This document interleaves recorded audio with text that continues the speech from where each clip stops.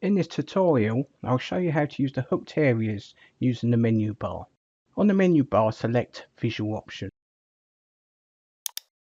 To edit your previously created hook areas or create new ones, in the drop-down list, click Advanced Options.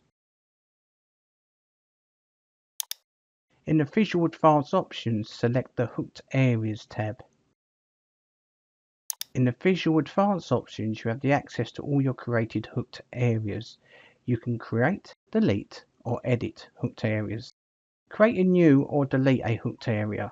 I'm going to create a new hooked area and rename it. Click New. Click Choose Area to Hook.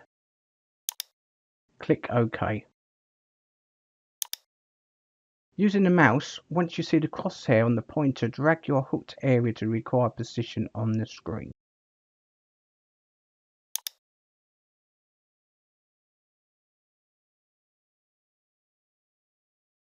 Resize by dragging the edges.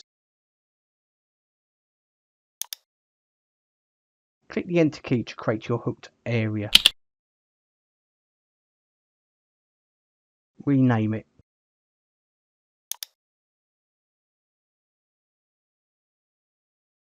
Click OK. Click OK.